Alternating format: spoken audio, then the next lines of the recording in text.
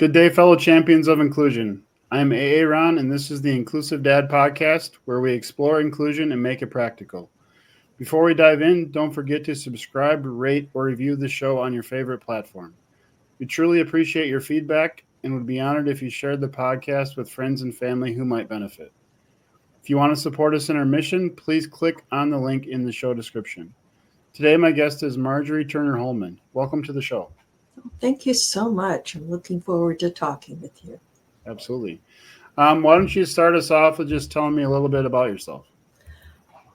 Myself is, oh golly, it's a broad question and depends on what you want to focus. I do disability advocacy, and the way that I have found that most gets enough traction is through my easy walks in Massachusetts and beyond series of trail guides, trying to provide, or providing, not just trying, providing on the ground information for people to use so they can make decisions for whatever their abilities are to be able to get safely outdoors.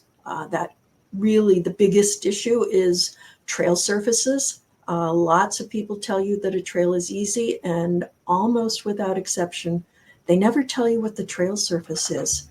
And Right. that, for me, an easy walk is not too many roots, not too many rocks, relatively level with firm footing, and something of interest along the way.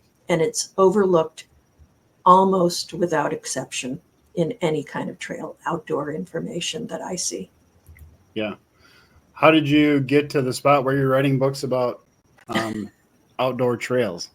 Yeah, that it's a story, Sure. and basically I wasn't even liking to write. I was a professional storyteller. I found myself on the floor with a grand mal seizure and learned that I had a massive brain tumor that needed to be removed. The surgery to save my life left my right side paralyzed. Okay. And so from there, I had enough feeling that they said you might be able to walk again. And indeed, I can walk with support. I use hiking poles. And because of the paralysis and the continued disability, I no longer was able to do any of the work that I was doing, but I had a computer, started writing stories just about my kids and about what it's like to live in a changed life and a changed body.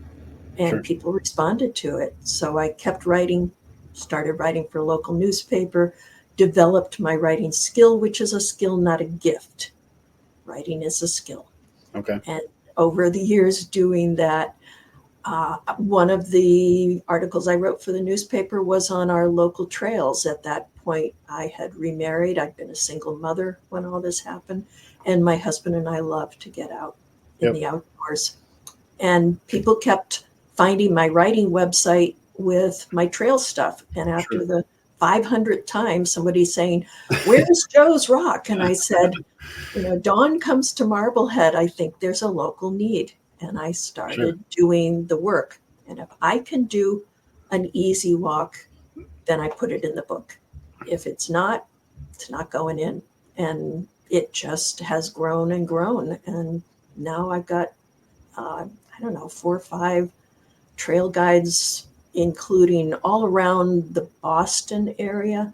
Sure. And then Easy Walks and Paddles in Milwaukee is the beyond. Okay. I found somebody on Zoom, Yeah. and they wanted to do the work, and we collaborated. I'm the publisher. Sure. Publishing work. I've learned about self-publishing, and that's been an ongoing education. But now I help people with their own books that want to do their own writing and Oh, help that's them cool. publish. So it's kind of a long answer to how No. did I do that? So when you said if you're able to do an easy walk, I think. So when you say an easy walk, tell me, like, explain what you mean. What would be an easy walk for you, I guess? Sure. Any place like a paved rail trail, by their nature, when they're developed, they have curb cuts. They're relatively level because they go on where railroads went, which are Oh, yep, relatively level. yep. Trains can't can't go Yep. uphill. And so they're relatively level, they're paved, or they're crushed stone dust. So those are handicapped accessible. Yep. There are others that I call handicapped friendly, and those I would put into the easy walk category, meaning they're developed. You're not bushwhacking. Yep. They may be dirt, they may be some other surface, and they may have some roots. They may have some rocks, but it's not a solid root bed that you see that you'd have to be walking on roots every single step. Half of my body is very functional. My left foot can handle the ankles just fine. My right foot does not. So I need a place that I can put my right foot safely while my left foot does its work. Sure. So easy walks, as I mentioned, not too many roots or rocks, relatively level, firm footing. So a lot of beaches don't fit into that Right. because they're not very firm. And then something of interest along the way. It's really relatively straightforward and surprising still for me how resistant people who are doing trail work because they don't have mobility challenges themselves and they just can't make it a priority. For me, it's a priority. Otherwise, it's a barrier. If I don't know, if I do know, then I can decide from my own abilities. But everybody gets a chance to decide for themselves what they can do. So I'm looking for other partners who in other parts of the country say, that's something I would really like to do. I'll work with you. If it's something we can set up a relationship and we'll make another easy walk where you live, even in Yeah. Minnesota. Okay, so you really had me thinking. So I have a daughter. Her name's Cece. She has cerebral palsy. Uses a electric power chair. So in Minnesota, there's tons of state parks. There isn't a lot of paved paths. So for her, you pretty much would have to be on a paved path because power chair does not do well all terrain. But in Minnesota recently, I don't know how they got them, but a lot of the state parks are now getting those tracked chairs. So it looks like those chairs to navigate the trails, which is cool. Right. The second reason you got me intrigued is this September, my partner and we went up to the North Shore of Lake Superior in Minnesota for her birthday. And our intention was to go hiking at all the state parks up there, but her back was hurting her, so we weren't able to go on many. So we were kind of what you're saying. We were trying to find trails that we could walk on that weren't super long, that were good for, I guess, easy would be the right word. I guess easy for her. So I mean, we were trying to look at the state websites or Google things on which state park has a trail that that's handicap accessible. One, trying to find that was not. I mean, I was like, this should be way easier than right. It is, like, because I'm like, how do you find these things? And then so trying to find the ones where it was paved. There wasn't a lot of paved ones, and there's quite a few waterfalls up there. And we got to see. There was one that had a pretty good paved path to it, but it had some incline on it, and then another one where the waterfall was pretty much right by the road, so we just had to follow just a short walk to get to it. So no, you really got me intrigued because like I said, we tried to trying to Google something as far as easy walks. Google Earth does help to some extent, and we use that. I use that when I'm creating maps for my local maps. Even things like, what are the railings like? For the people that do field work with me, I have a checklist. And they go through the whole checklist. It's the on the ground that I can't do for all these places that I collaborate with people because I feel like there's enough value that other communities could benefit. But you need the on the ground with the right mindset. Yeah. And yeah, I like to include more than just paved trails, but are there benches? I have a Facebook group that's Easy Walks, Massachusetts, Rhode Island, and beyond. And so I've got people, when we travel, I post things on there, and Okay, sure. but I include that Yep. information. And I got 500 blog posts on marjorieturner.com of places that we visited, and Yeah. pictures and descriptions. And here's what you'll find. Just giving people Yeah. choice, which is something that's not in big supply Right. when you come to mobility challenges. So yeah, you kind of talked a little bit about how if you're going somewhere, try to find something. So if you were me in my case, where I mean maybe there's people in your group from Minnesota, but like in my situation, I'm going to a specific place. If I didn't have access to that Facebook group, like what would you do in my situation to try to find like some easy walks that we could do while we were on our vacation? It's what we do every trip we take. We've gone through Minnesota. In fact, this Okay. spring we went through Minnesota out to South Dakota Yep. and Custer State Park, Yep. and they have an amazing lake. I mean, some of it you just have to drive around. Yep. But doing your research first of what is there. There's a Mickelson Trail that's 100 miles long in South Dakota. That's a rail trail, and Okay. it's crushed stone, and you go right by the Crazy Horse Monument. Yep. Some of those we stumble across, but my husband's really the researcher, and Okay. he looks at Google Maps, he looks at websites, and it's basically keeping in mind potential with the understanding that any one specific place may not work. Yep. But you want a list of potential places. Sometimes they don't work, and that's what I encourage people. Have your plan B. Have another option when you're in an area. Where's someplace else nearby, so you don't just have to go home and say that was a bust. Right. Yeah. So That's a good point. you talk to park rangers, and it has been so effective to use easy walks. What is an easy walk? Because Sure. people think they know what it is, but not for me. Right. And not for other people with mobility challenges. And giving them specific language, you see their eyes light up, and they say, "Oh, I know where to send you." We got sent to a trail. We were in Newfoundland. It's a national park, and they said, "Oh, this is an easy walk." Well, it was crumbly gravel that. I ended up with blisters on my hands from my hiking poles because I was having to balance. So very but that was an easy walk because it was relatively level. It was beautiful, right? But it wasn't an easy walk. Yeah. It was, short, long. That's different people's stamina. I would not start to guess what your daughter's stamina is for, or your stamina. Most things are out and back. If there's a loop, you need to know, because you have to know when you're turning around. Or if you go to a point of no return, you have to go that far to get back. So, there's a lot that if you know or you have an idea, then you can make your own decisions. Yeah. And if you don't, you may get stuck and then say, that's too hard.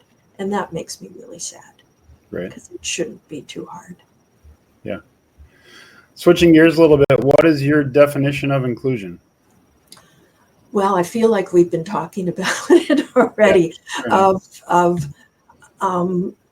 not understanding barriers for what they are, seeing where they're possible. I don't advocate paving paradise. Right. Not every place should be paved. Not every place can be paved. That's not ideal anyway. But where there is potential to make things accessible, it often doesn't take very much. Right.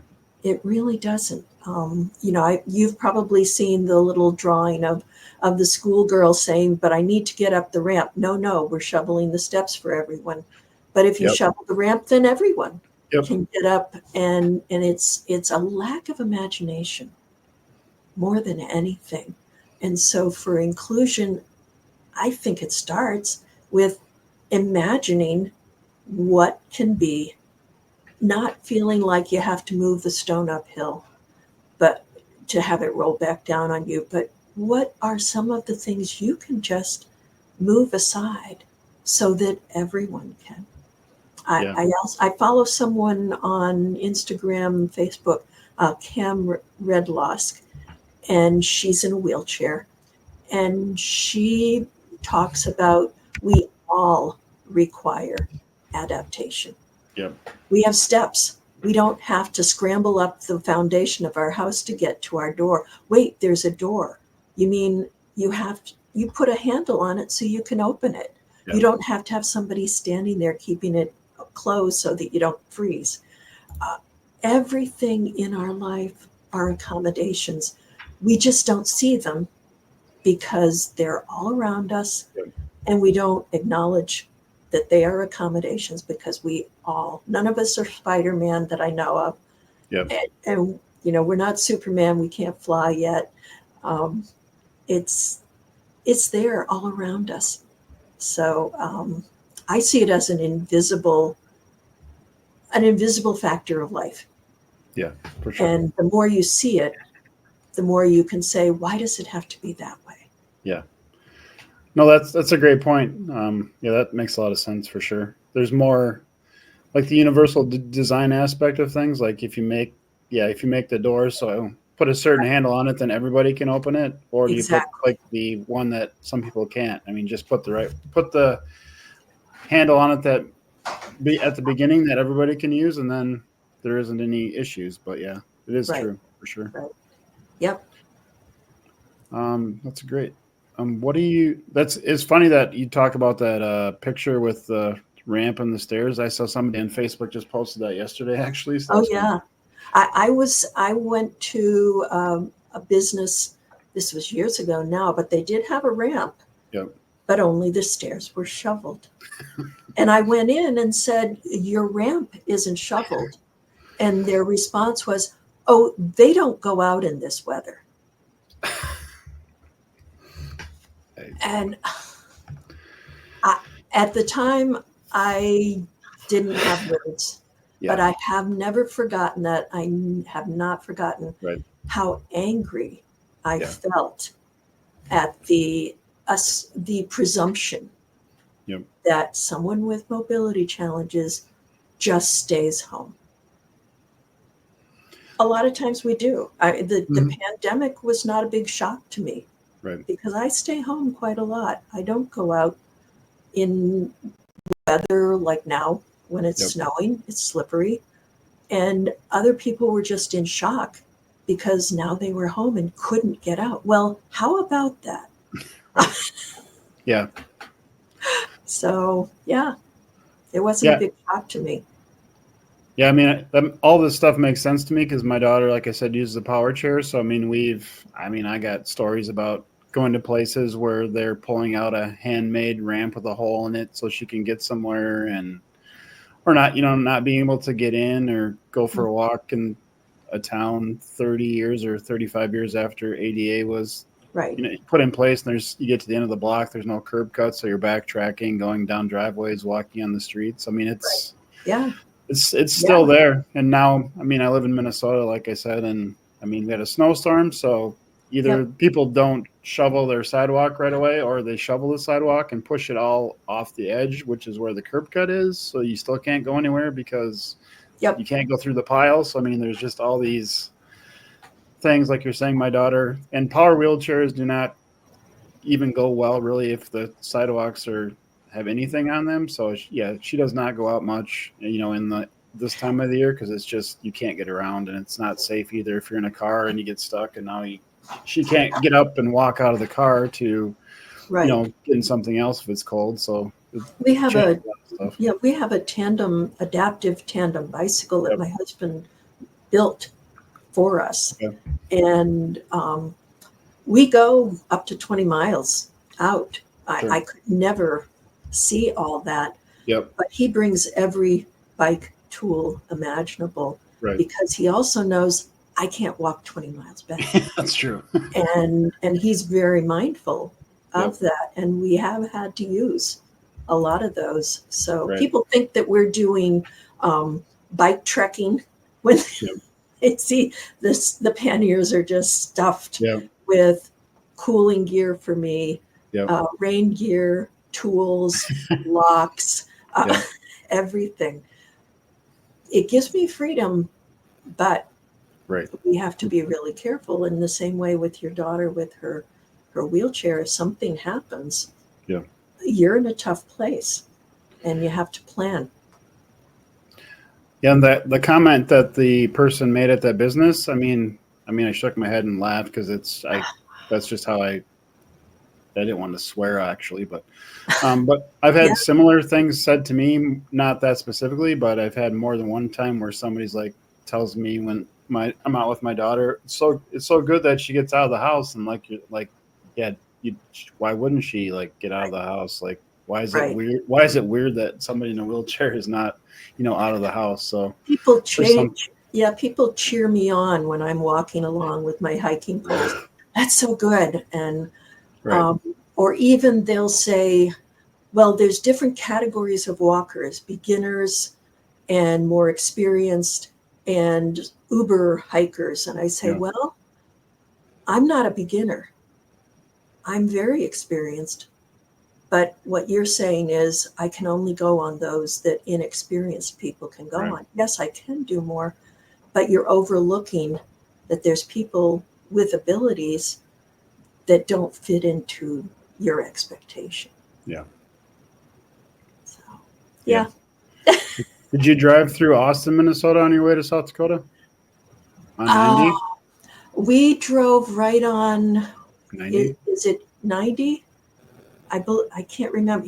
Again, I don't do the driving, towing a trailer. Yeah, But yeah, I-90 is the one that goes across southern Minnesota. So if you went yeah, on 90, I live in Austin, Minnesota, so you drove right by probably. Yeah, we my were house. south of Minneapolis, Yep, crossing right where all the wetlands are yep, for the Mississippi River. yep. So probably we did. We actually spent the night in um, the campers, they have a harvest host, which is a way for campers to stop in either people's yards or their Oh, businesses okay. and can park for free. They Sure. hope that you'll stop and Yep. uh, purchase something. It was the Green Shop, and I feel like Austin was pretty close. It's all sorts of things, but they have a Yeah. big barn, and we may have. I wasn't always sure where we were or what time zone we were in. Gotcha. Yeah, because the I-90 runs from the Mississippi River. Like, look, you come through La Crosse, come into Minnesota, and then across southern Minnesota to South Dakota. Yeah, And that's the if you're going to like the Black Hills Crazy Horse, that's kind of yeah. where you take to get there. So you probably drove right by where I live. So We were hoping to get to Yellowstone, and it snowed and was oh, okay. 10 degrees. It had been 70 the week before, Oh wow, and we weren't able. We just fine. And then my husband got injured, and we had to turn around. what time of the year where did you go out there? We were South there in, was it, oh, it was mid-April, Okay, maybe late April going into the first part of May. sure. And it ended up really, really cold. And our camper, we had to shut down the water in winter, Gotcha. which we That's managed. that's cold then. Yeah, anything under 32, you Yeah. really can't run water, which we're very spoiled. The camper has everything. Yeah. So, What do you love most about the outdoors? oh, it's a little hard to describe. It's sometimes hard for me to get out, and every time my husband says we just need to get out, and after I don't know 10-15 minutes, I realize that I'm breathing deeper, and I just say, "Oh, this is good," and you forget how good it feels to just be moving, and the moving freely, not watching every step, is what I really treasure. And it's part of my hunger for easy walks, because when you're always looking every single step where you are or where you're rolling, you Right. can't look around. you miss all the things that are around you. And when I can trust my feet to not have to watch every single step, Right. I can take it all in. I, Yeah. I, I'm lacking words, I'm afraid, for what it does. It just helps me breathe. Yeah. And just does everything. On the bike, the same. As soon as we get going, I just say, it's wonderful. Yeah. I mean, that makes sense to me because this last year, I hadn't really fished a lot before this year. So there's a lake near our house. So I did a lot of fishing and then was up, in the morning to a local nature center, going for like a hike and watching the sun come up and just being out there in nature and, taking the time to like pay attention to what's going on. I mean, I'm not sure for me what it is exactly either, but there's definitely something that for me also helps me. And Mm-hmm. like, I don't have to watch where I'm stepping as much, but I can see where if you're constantly having to watch your footing or be worried about, something, stepping in the wrong spot, then you can't pay attention to like what, an animal over there in a tree or that kind of thing if you're not able to focus on that. So, Right. I mean, I can walk on it. yep.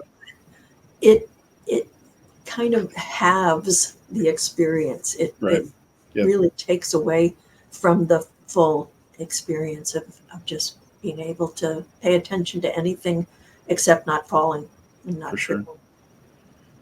What advice can you offer to others struggling to recover from adversity? Oh golly, I don't want to be trite. I don't want to say just think positive because that just that doesn't fix everything. Right. There's things you can't fix. And allowing yourself to grieve for loss Yep. on whatever level and understanding that that's not your whole life. That even as you grapple with loss, there are ways to find joy. What I like to tell people is every single person has something to give. Mhm. And there were times that I felt like I had nothing to give, and that really wasn't true. I felt very needy as I was in my least mobility and least energy, and I really needed a lot. It has taken me many years to recognize that all of us have something to give, and all of us need to receive. It, Mhm. it, giving can be in a power position when we like to do things for other people. It makes us feel good. It makes us feel powerful. But I pictured our priest at church who was dying of cancer, and he was still offering the Eucharist. He was still giving. And what if none of us had gone up to receive it? Right. What would he have had?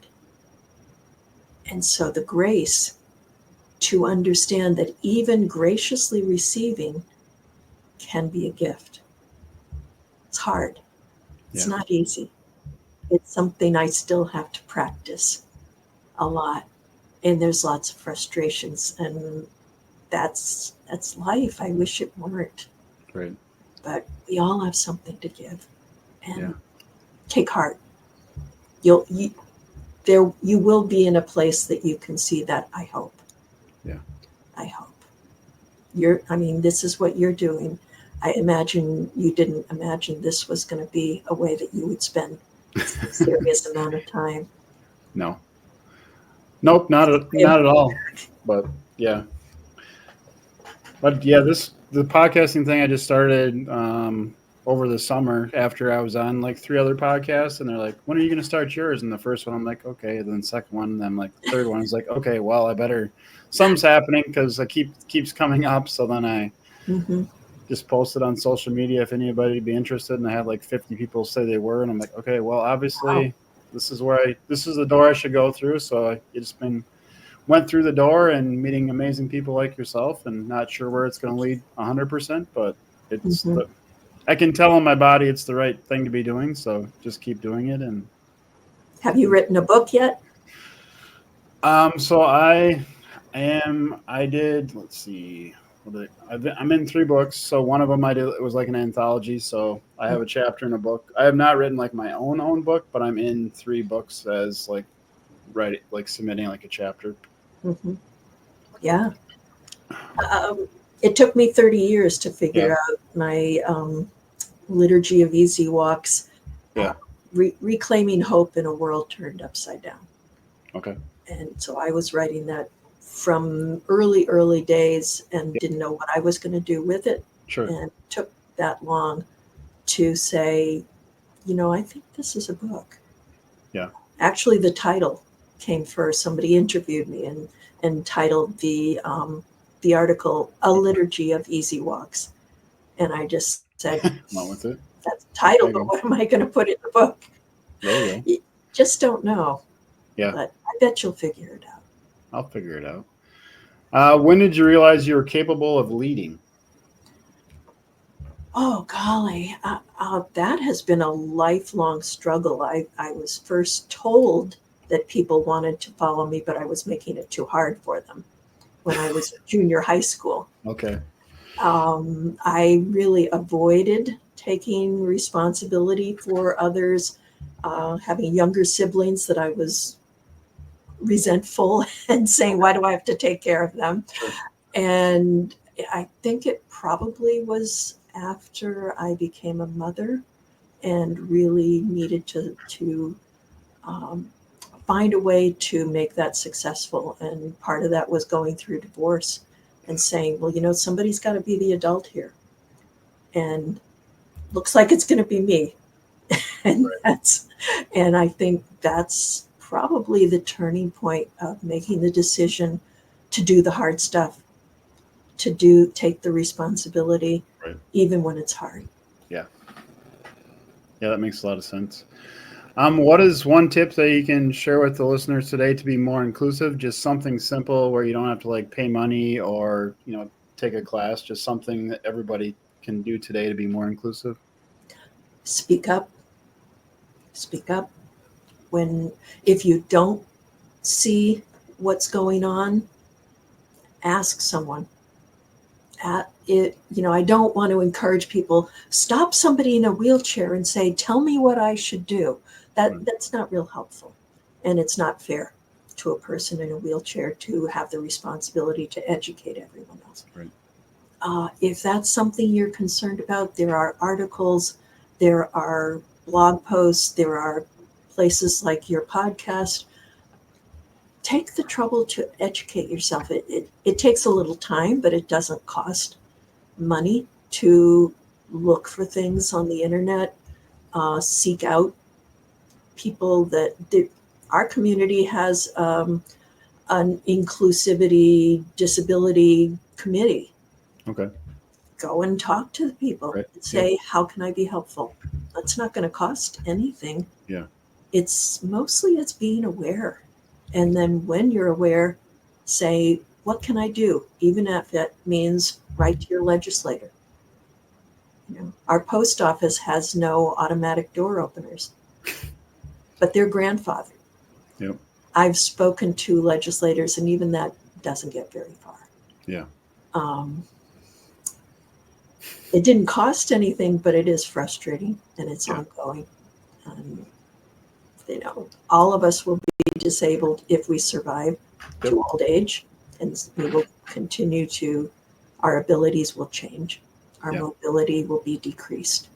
And it is presumptuous to think that we will never need that.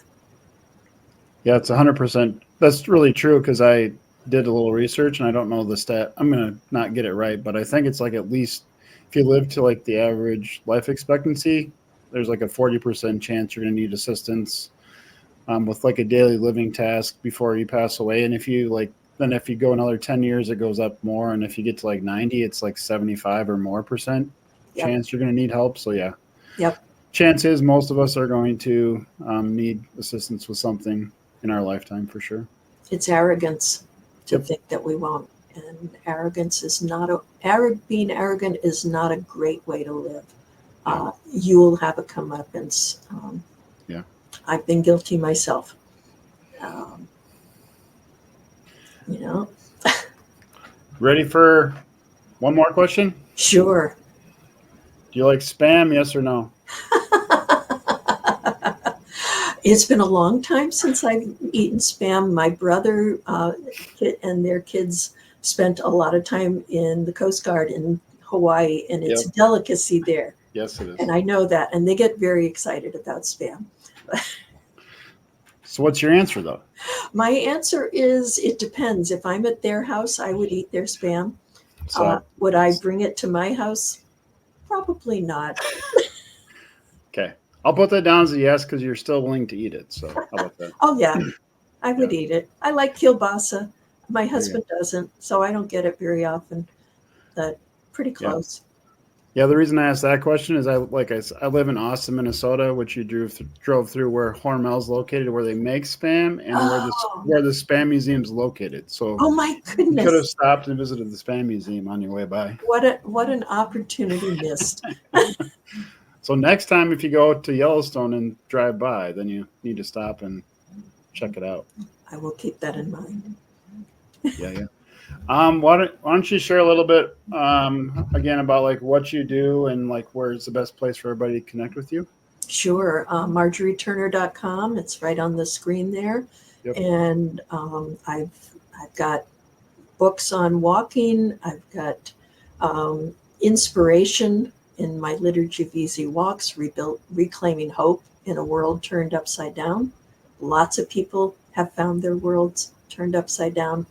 It's not just my story, but I've been told that it connects with others. I do help writers who want to get their writing turned into a book, from the whole self-publishing process, all the editing. I've got great partners who Sure. work with me, editors, book formatters, cover designers, all those things for self-publishing to get your book out there. I won't promise that you're going to be on the New York Times bestseller list. I promise that you'll have a book that you're proud of. Yeah. And that we can work together to make it happen. That's awesome. Thank you so much for being on the show today. Thank you so much for inviting me. And just, it's good to talk to you. Thanks. It's nice to have some kindred spirits. I really am grateful for that. Yeah. To all of you listening, thank you for joining us on this episode of the Inclusive Dad Podcast. If you enjoyed today's conversation, please subscribe, rate, or review the show. Your feedback helps us connect with more champions of inclusion. Remember to share this podcast with friends and family who might benefit. If you want to support us in our mission, please click on the link in the show description. Together, we can make the world more inclusive. Until next time, stay empowered and be a champion for inclusion.